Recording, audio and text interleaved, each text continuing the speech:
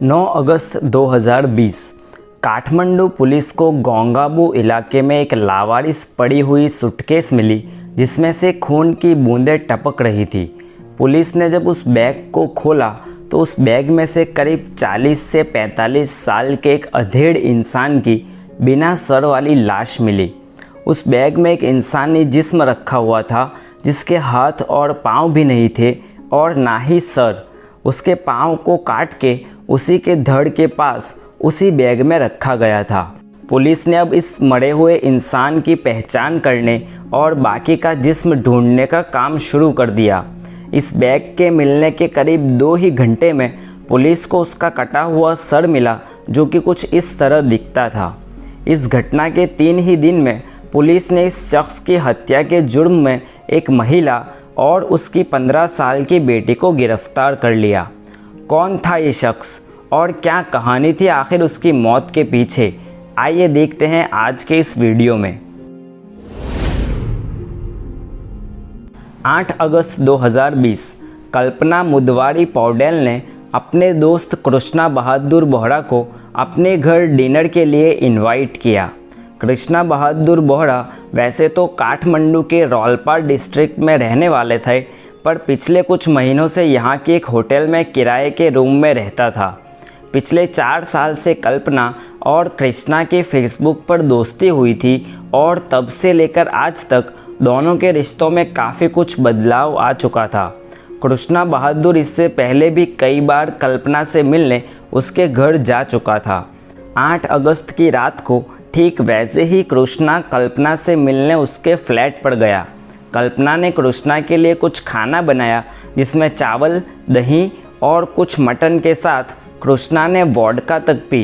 पर इस बार कल्पना ने पहले से ही कृष्णा बहादुर बोहरा को ख़त्म करने का प्लान सोच रखा था। कल्पना ने कृष्णा की वोडका में नशीली दवाई की 5 गोलियां मिला रखी थी। जैसे ही वोडका पी के कृष्णा बहादुर बेहोश हुआ, कल्पना ने एक हथौड़ी ली और सबसे पहले कृष्णा बहादुर की दोनों गोटियों पर कस के वार किया।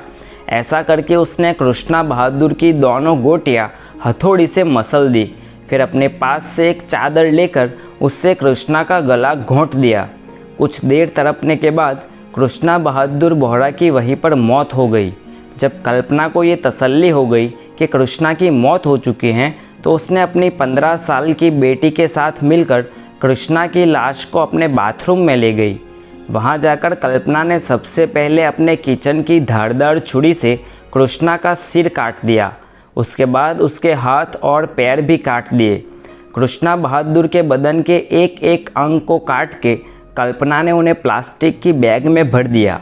फिर एक बड़ा सा सूटकेस लेके उसमें कृष्णा के धड़ को रखा और उसी के बगल में टांगों को रख दिया।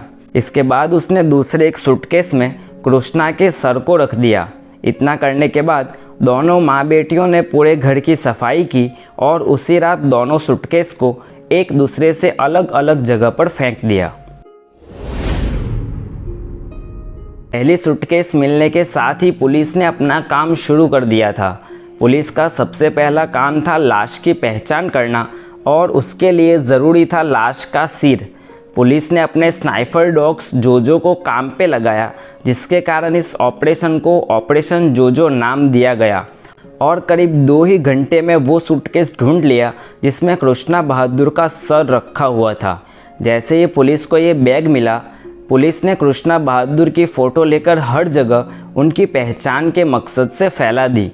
पुलिस ने कृष्णा की फ़ोटो को सोशल मीडिया पर अपलोड की, जिसके बाद एक नौजवान ने कृष्णा बहादुर की पहचान अपने अंकल के तौर पर की। अपनी तफ्तीश में पुलिस को पता चला कि कृष्णा पिछले कुछ महीनों से करीब के एक होटल में किराए के रूम में रह रहा था। कृष्णा के कॉल डिटेल्स खंगालने पर पुलिस को कल्पना के बारे में पता चला। पुलिस जब कल्पना के एड्रेस पर पहुंची तो वहां ताला लगा हुआ था।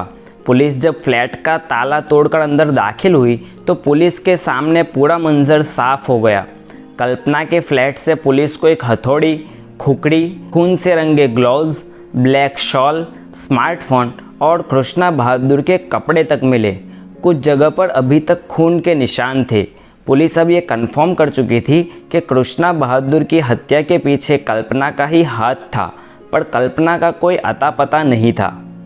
इधर कृष्णा बहादुर का कत्ल करने के बाद कल्पना ने उसी रात दोनों सूटकेस को अलग अलग जगह पर फेंक दिया था। अगली सुबह कल्पना ने देखा कि उसके इलाके में पुलिस की हलचल बढ़ गई है, तो उसी रात कल्पना अपनी 15 साल की बेटी और 13 साल के बेटे को लेकर काठमांडू छोड़कर अपनी पहचान के एक एम्बुलेंस में बैठकर अपने मायके चितवन चली गई। अगले ही दिन पुलिस ने चितवन डिस्ट्रिक्ट पुलिस ऑफिस से कांटेक्ट करके कल्पना को गिरफ्तार किया और उसे काठमांडू लाया गया। गिरफ्तार होने के साथ ही कल्पना ने अपना गुनाह कबूल कर लिया और कृष्णा बहादुर के बेरहमी से किए गए कत्ल के पीछे की दास्तान बताई। कल्पना की दास्तान तो हम आगे सुनते ही हैं, पर आपने अगर यहाँ तक वीडियो देखा है तो प्लीज़ एक लाइक कर दीजिए और चैनल को सब्सक्राइब कर दीजिए। दरअसल कल्पना एक शादीशुदा औरत थी जिसकी एक 15 साल की बेटी और 13 साल का बेटा भी था।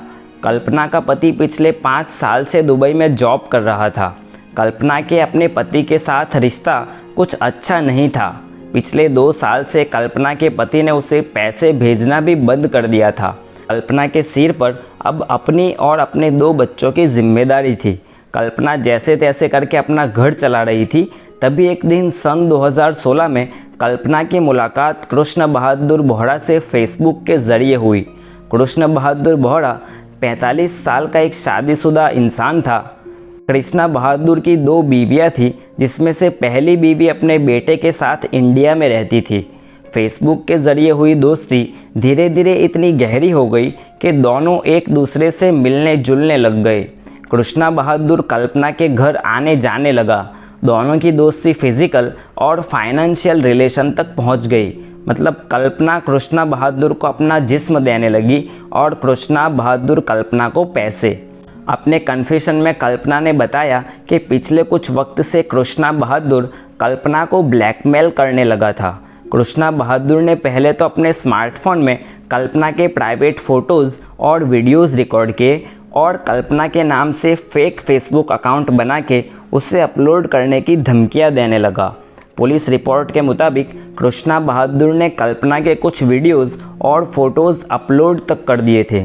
साथ ही कृष्णा बहादुर की नज़र अब कल्पना की जवान हो रही 15 साल की बेटी पर भी पड़ने लगी थी। इसके साथ साथ पुलिस की माने तो दोनों के बीच पैसों को लेकर भी कुछ झगड़ा था। इन सभी बातों को लेकर अब कल्पना परेशान रहने लगी थी। आखिरकार कृष्णा बहादुर की ब्लैकमेलिंग से तंग आकर कल्पना ने कृष्णा बहादुर को सबक सिखाने का फैसला कर लिया।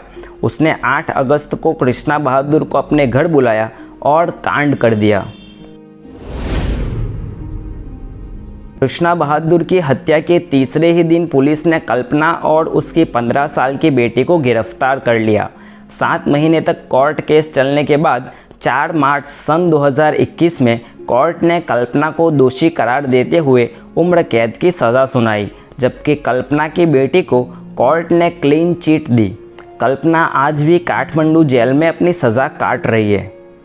अपने चैनल पर मैंने नेपाल के 3 मर्डर केस कवर किए हैं और एक चीज़ मैंने नोटिस की, नेपाल में इंसाफ बहुत जल्दी किया जाता है। हमारे हिंदुस्तान की तरह एक कोर्ट से दूसरे कोर्ट और पानी जैसे साफ केस में भी सालों नहीं लग जाते। आपकी क्या राय है इसके बारे में, मुझे कमेंट करके ज़रूर बताएं। अगर आपको ये वीडियो अच्छा लगा तो आपको टिकटॉक स्टार अंजना लामा महत का केस भी पसंद आएगा, जिसे उसके जेठ ने खुकड़ी से मार दिया था।